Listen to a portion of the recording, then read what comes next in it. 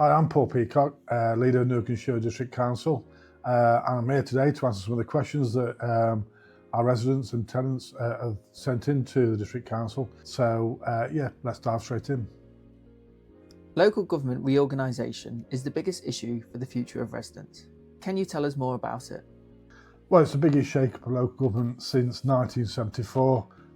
Currently we have what's called a two-tier system. So we have district councils and we have the county council.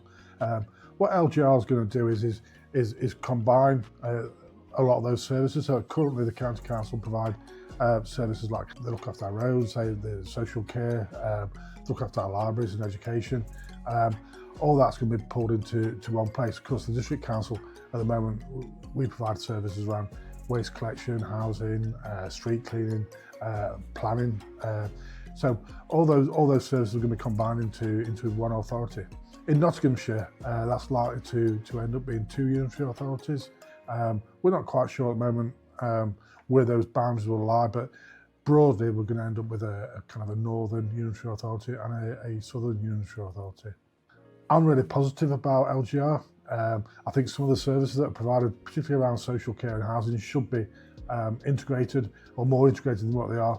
And I think a lot of our services can become more effective and efficient by bringing them into one place. And of course, services like social care right across Nottinghamshire at the moment, it's a really big service area, and I think it's really going to benefit people for that to be split up into two areas to make those services more local to people. We've already completed one survey regarding LGR across Nottinghamshire, and we're really keen to get residents' viewpoint, how they feel about LGR.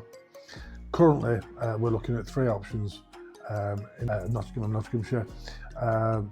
Those proposals will be submitted to government on the 28th of November. The government will then undertake its own consultation with people across Nottinghamshire before making a final decision on what local government in Nottinghamshire will look like in 2028. There is a lot of information out there about LGR, and you can visit the LGR website to find out more. Potholes are an issue across the UK. What is being done in Newark and Sherwood to sort them out? I'm as frustrated as you all are with potholes. There has been some recent improvements, and I know the government have provided a lot of funding towards the county council to get a number of our roads resurfaced. So there's some good news there with that, but the responsibility for potholes lies with the county council. And of course, as a district councillor and the leader of Newark and Sherwood, it's one of the topics of conversation I have with my county council colleagues pretty much all the time. Moving into local government reorganisation, of course, the responsibility will fall to the unitary authorities, which makes things a bit more local. So each authority will have less roads to deal with, less potholes to deal with. It's great that we can recycle glass from our doorstep now, but what is the next steps to further improve recycling across the district? Yeah, the glass recycling service has been a real success. I think we've had more take-up than we expected to have. And we've also supported Recycling Orton Boots in improving their service as well, and they've greatly expanded their recycling service as well. Looking forwards, the government are looking to bring in new legislation which will make recycling simpler right across the country. I think currently in different places in the country we recycle things all in a different way. The government are bringing legislation which will make it easier for us to understand what goes where, what goes in the bin. Newark and Sherwood, we're really proud of the way that our recycling services work, our waste collection and recycling. Our guys do a great job. Yeah, if you're unsure about what you can recycle, you can visit our website and that'll give you all the information that you need. And of course, there'll be updates on there as well if any change services. The council is very efficient in collecting litter when it is reported, but it's awful that people still do it. What else is being done to prevent it in the first place? Yeah, littering is so frustrating. There's no need for it.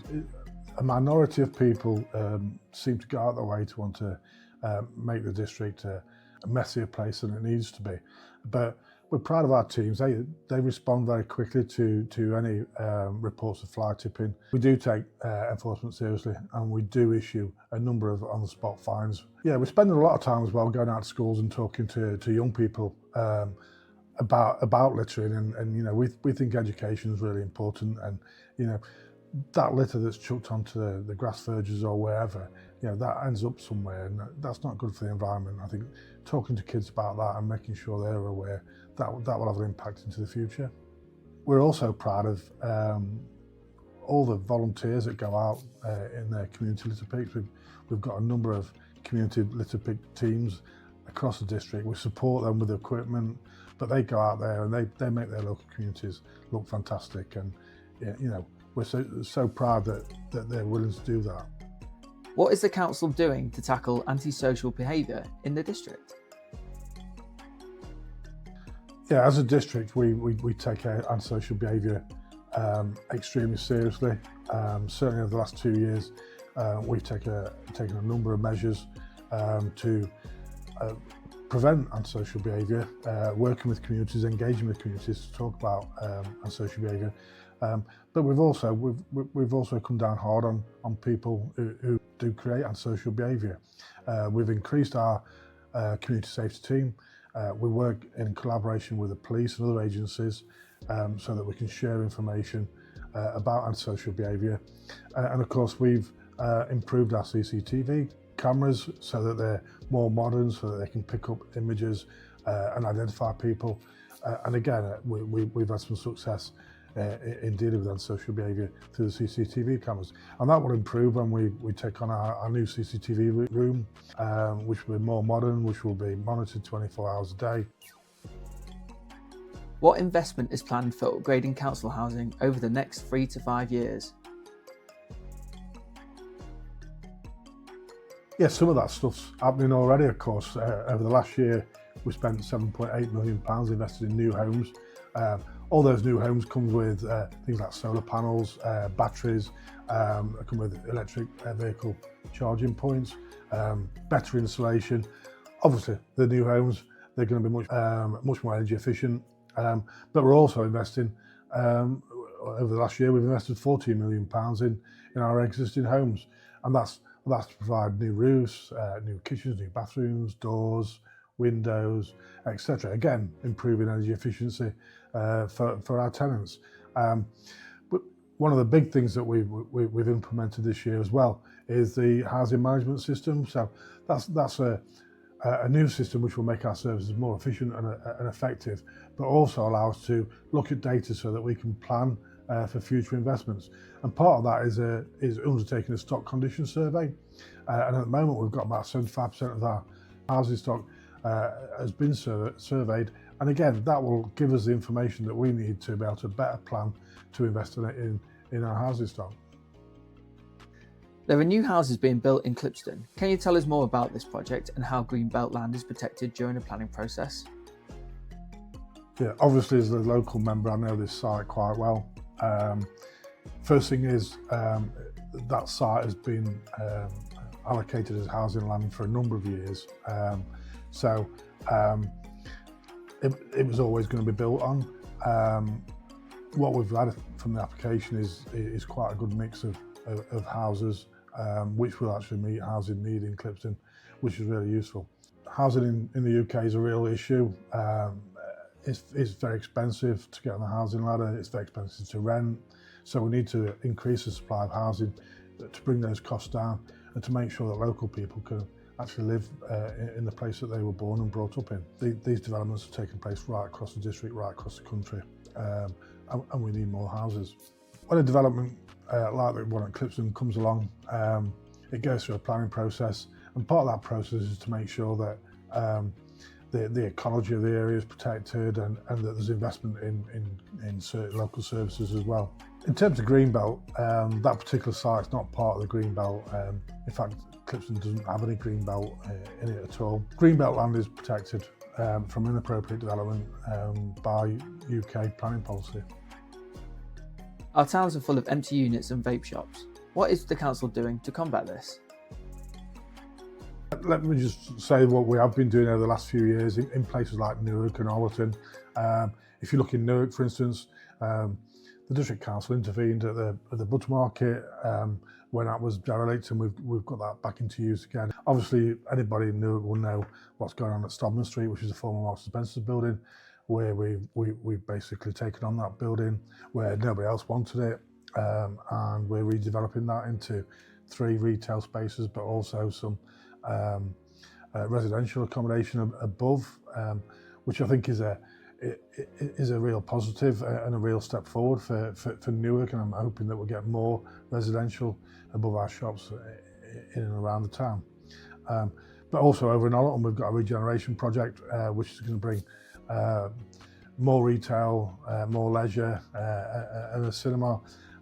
So we're, as a district council, we're trying to intervene in the market. We're trying to encourage shopkeepers to come along and sell their wares in our shops and make our high streets more attractive for people to come in. In terms of vape shops, it's very difficult at the moment to stop those, but we're hoping that with the investment that we're putting in, we'll get a better mix of shops. There's also news on the horizon from the government who are going to bring in legislation which will allow us to seize boarded up shops and derelict buildings and to bring them back to life as well.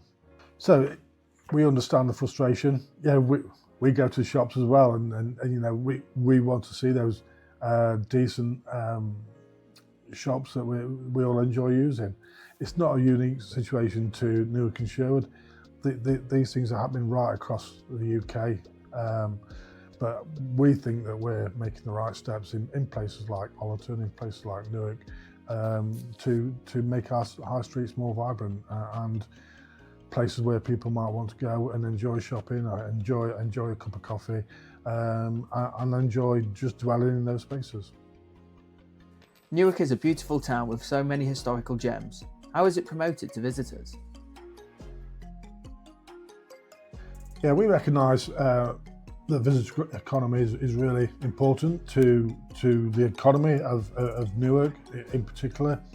Newark is a fantastic place, and I hope everybody is recognised as a district council in terms of the projects that we've got ongoing. Certainly the Castle Gatehouse is shooting up and will be finished quite soon, and people enjoy that, and that's a great visitor attraction. And that attraction, the Civil War Museum, the Palace Theatre, the Market Square, all those things do need promoting, and we do need people to come into Newark to enjoy those places and obviously spend their money as well. We do quite a lot of marketing Newark Town and actually the rest of the district, and that's through sort of a range of marketing from magazine and newspaper articles through to radio, social media, and campaigns such as the Rebel Rangers Trail, aimed at encouraging families to explore different visitor attractions over the school holidays. We've set up a brand new events website called What's on Newark and Sherwood, and that lists all the events that's going on right across the district. And actually we're currently in the process of building a new tourism website, so which will also help promote Newark, help promote the district, and just put that out there to the wider world that Newark and Sherwood is a fantastic place to come and visit and enjoy the local attractions. Thanks for getting in touch. Whilst I couldn't answer everything today, hopefully I've covered the key areas that have been raised by all those who submitted questions. I can remind you that if you do have feedback for the council, you can submit this easily online via our website. Thank you very much.